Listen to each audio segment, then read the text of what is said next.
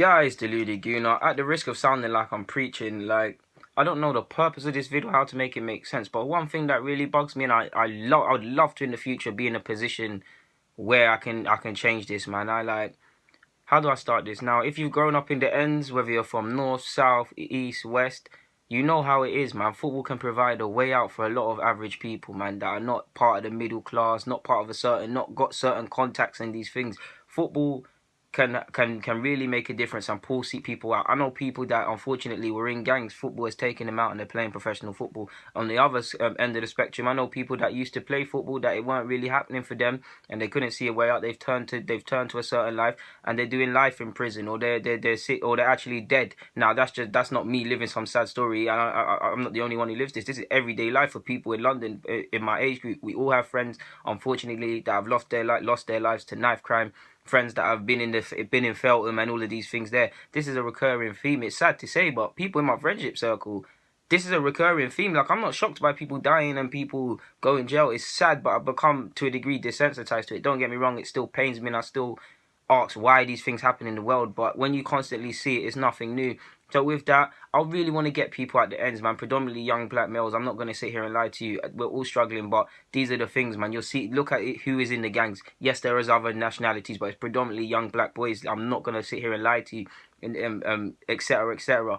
I want to get them out, man, because this can, not just them, I want to get anyone in the city London out, man, because football can take you out of the hood. Football can bring you a life that you couldn't get. Football can nice your family. Football can allow you to do things. You look at Sterling, Dele Alli, Rashford. All these guys come from relatively for different reasons and not exactly perfect homes. Their families made it work. Credit to their families, and I'm not disrespecting their families, but they didn't come from that Eton sort of life. And if they did, football didn't happen for them, what would they be doing? Football's allowed them to play, get a profession out of something they love. It's allowed them to set up money where they can set up businesses for their family or themselves, take their family out of poverty. And I want to see that, because if I look at North London, I know football scouts, they're not going to Tottenham High Road Sports Centre. I used to play football there. They're not going there. They're not going Gascoigne Estate in East London. They're not going Boardwalk Farm in Tottenham. They're not going all of these places. They're not going Oswald Place in Edmonton. They're not going to Jubilee Park. They're not going. They might go Hackney Marshes, but they're not going to these several connection schemes as well.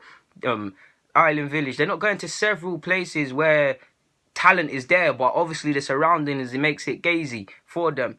They're not allowing these sort of players, and I'm tired of seeing average players that make it just because they're average upper class, just because their parents can allow them to take them to 3 times in the week, Monday, Wednesday, Friday for training, and Saturday and Sunday for their matches, just because they might be seen as nice and not troubled or have this edge. Because let's be honest, when you come from ends, 9 times out of 10, you have this sort of aura or this mentality. Like, I don't want to say mentality, but you're a humble guy. Like, take me, I'm a humble guy, but I'm not taking crap from no stranger for no reason. You get it? I've not been raised for that. If you trouble me, I'm gonna try to trouble you back. I'm not gonna go out of my way to hurt anyone. But like, self-defense, that same attitude is translates into a lot of us with football. Why do you think men from ends are so prideful? Do you know what school fights have started over football? People have been stabbed over football, and that's from personal experience. I can tell you that. All my friends can. I don't want them to comment, but they can verify this. I've never told you guys lies, man. Football can really take people out of a different lifestyle. You've seen certain people go a different way, man. Like, I'm tired of seeing mediocre talent make it. Like, I'm really tired of it, because I know talented players that are out here. Talented players, guys that could have made it, and what are they doing with their lives? They got what, 10 years for guns and some drugs, or worse, life for doing dumb crap. Pardon my language. You know what? Doing dumb shit, stabbing someone, being Mr. Stabberman for a postcode, and what? Life in the bing, no one sending you letters, no girls, you're just stressing, you want to be suicidal and stuff. This is real life. This is real life, and I really want to get some people out of this. The game is a stitch-up. It is who you know, not what you know, and this is why a lot of upper-class, mediocre footballers make it. Like, I'm not going to dig anyone out. I was about to say a name, but I'm not going to dig out any players. And this is why them can't make it, because they haven't got, their parents are working 2 jobs. They might have single family. They might have multiple kids. They might be going through what they're going through. It might be physically, like, they might be good family members, like just normal citizens, but because of the working environment, they are unable to get to the other side of London 3 times a week, 4 including match days. I really want to stop this, because it hurts me seeing all of these footballers make it when they're crap. Seeing all of these footballers make it because of their dad, their uncle, their connections. Obviously, that's how life works, and it's a stitch up. But if I can take one guy out the ends, just help one guy make it, I've done my job, man.